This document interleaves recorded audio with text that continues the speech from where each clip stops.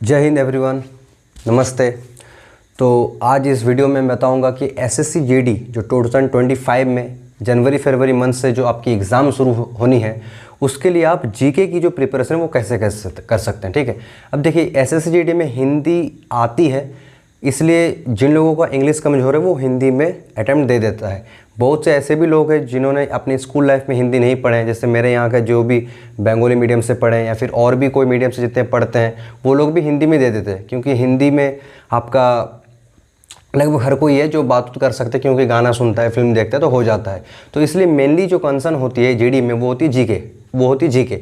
GK में आपका जो है 40 मार्क्स का है, 20 क्वेश्चन आते हैं, 40 मार्क्स का है। तो इसमें बहुत जन के ऐसे होते हैं कि नंबर कम रह जाते हैं, बाकी सब में अच्छे हैं बट जीके में नंबर कम आ जाते हैं। ठीक है, जीके में अगर मैं सबसे पहले बात बताऊं तो जीके में आपका स्टैटिक जीके, ठीक है, जनरल नॉलेज के अंदर स्टैटिक जीके का जो पोर्शन है स्टैटिक पार्ट ये बहुत आती है, और जो है आपका करंट अफेयर्स भी ठीक ठाक रहती है। ऐसा हो सकता है कि किसी किसी शिफ्ट में आपका करंट अफेयर्स ना आए या फिर सिर्फ एक आ जाए या फिर करंट स्टैटिक का पोर्शन कम आ जाए, वो अलग बात है। But in most of the shifts में आपको यही देखने को मिलेगा कि स्टैटिक पार्ट काफ़ी ज़्यादा है और जो आपका करंट अफेयर सेक्शन है वो भी काफ़ी ज़्यादा है। तो इसलिए अगर मैं सबसे पहले अगर ये देखूँगा कि कितने टाइम है, तो लगभग अगर मैं बोलूँ तो आपका सितंबर, अक्टूबर, नवंबर, दिसंबर टोटल आपके पास 4 महीना का समय है। मान लीजिए ऐसा हो सकता है किसी का एग्ज़ाम थोड़ा सा लेट में गिरे तो वो अलग बात है, लेकिन आप मान लीजिए कि आपके हाथों में सिर्फ और सिर्फ 4 महीना है। इस 4 महीनों में भी ऐसे आपके कई दिन आएंगे कि जहाँ पर आप शायद बुखार हो गए, ज़ुकाम आ गया, घर का कुछ काम आ गया, कहीं बाहर घूमने गए, ये सब चीज़ें।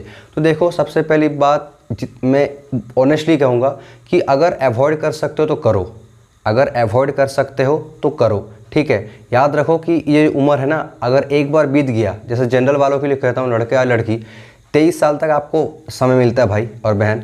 तो अगर आपका 23 निकल गया ना तो फिर घूमते रहना जहाँ मन हो, ठीक है, या फिर किसी का भी शादी अटेंड कर लेना, कुछ भी। देखिए तबीयत ख़राब हो जाना अलग बात है, बट आपको पता है कि आपके सामने एग्ज़ाम है, आप इससे भी पहले दिए हैं या फिर फर्स्ट अटैम्प्ट है, आपको वो बेटर करना है, तो आपको सीरियस होना पड़ेगा, ना कि ऐसे कि मैं कुछ भी कर रहा हूँ। ठीक है, क्योंकि याद रखिए वैकेंसी काफ़ी कम होती है लेकिन नंबर ऑफ़ जो अप्लाइड स्टूडेंट्स वो बहुत होती है। तो अगर आप एक दिन भी बेवजह पढ़ाई नहीं करोगे तो आप बहुत जन से पीछे जा रहे हो, ये तो मान लो। ठीक है, अब आते हैं मेन मुद्दे पे, जीके की तैयारी कैसे करें। देखो टू बी ऑनेस्ट अगर मैं एकदम एग्जैक्ट बात बोलूँ, सबसे पहली बात आप कोई भी एक किताब उठाइए ऑथेंटिक है, जैसे मैं अगर बोलूँ अरिहंत की है, मनोहर पांडे अरिहंत, या फिर आप तरुण गोयल की किताब ले सकते हैं, या फिर Lucent.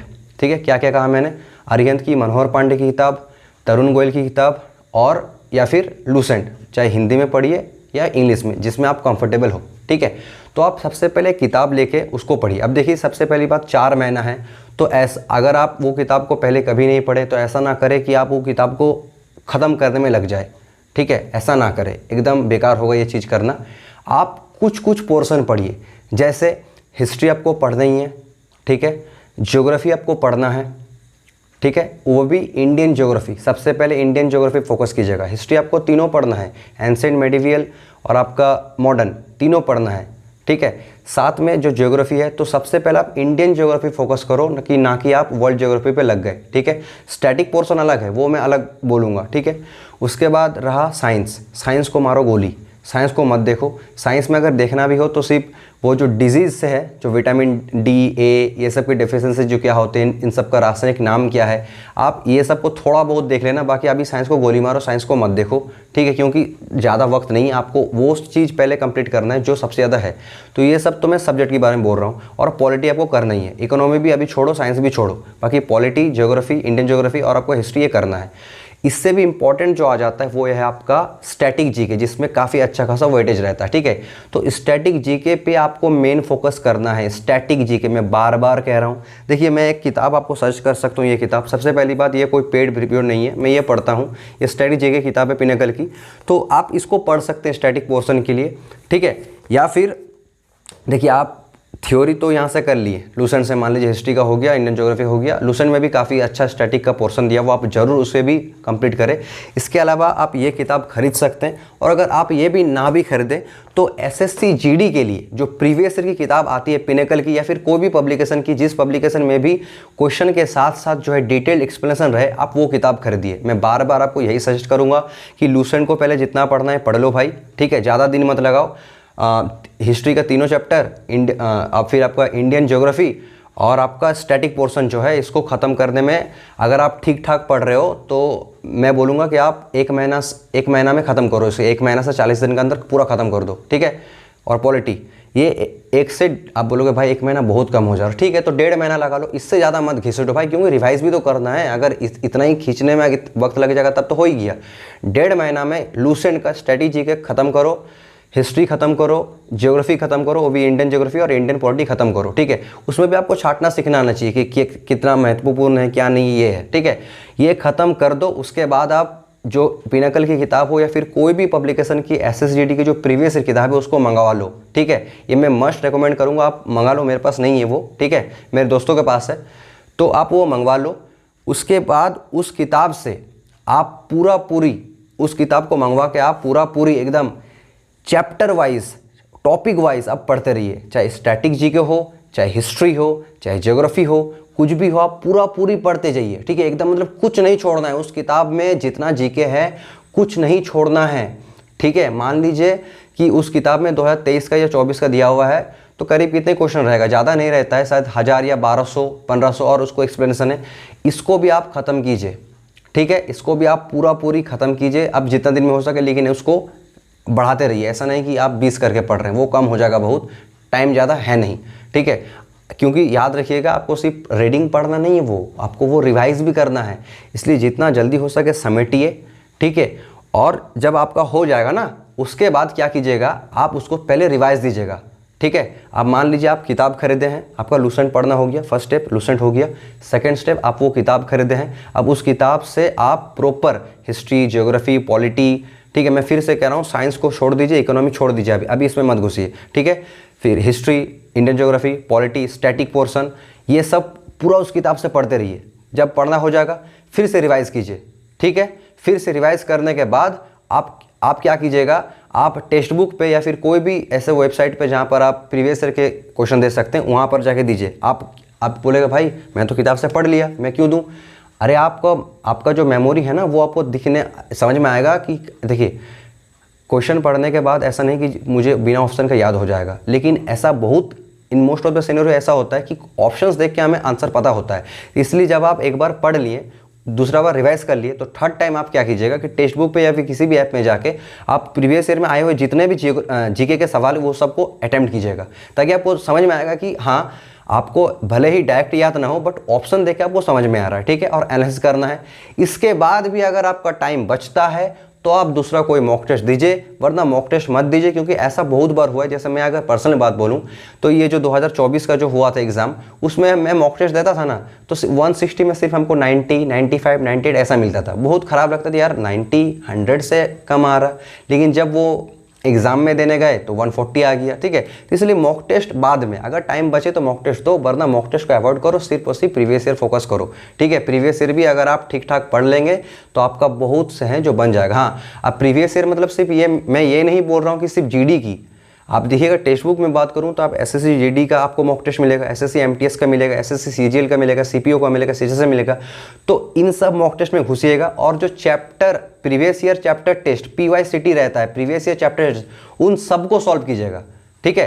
पीवाईसीटी previous year chapter test, उन सबको सॉल्व करना है, ना कि सिर्फ आपको जीडी सॉल्व करना है, ठीक है। तो previous year chapter test GD का हो, एमटीएस का हो, सीपीओ का हो, सबको सॉल्व करना है। सबसे पहले आप जीडी का सॉल्व कीजिएगा, फिर एमटीएस का सॉल्व कीजिएगा, ठीक है। मैं फिर से कह रहा हूं, सबसे पहले जीडी का सॉल्व करना, फिर एमटीएस का करना, फिर सीपीओ का करना।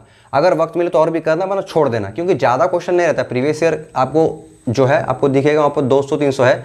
आपको मॉक टेस्ट देना है तो आराम से आप 100 के भी मॉक टेस्ट लगा सकते हैं। अगर आपका पढ़ा हुआ है, एक बार लूसेंट पढ़ा हुआ है, दूसरा बार जीडी का प्रीवियस ईयर पढ़ा हुआ, तो आप ऐसे 100 के भी मॉक टेस्ट दे सकते हैं, जितना हो सके।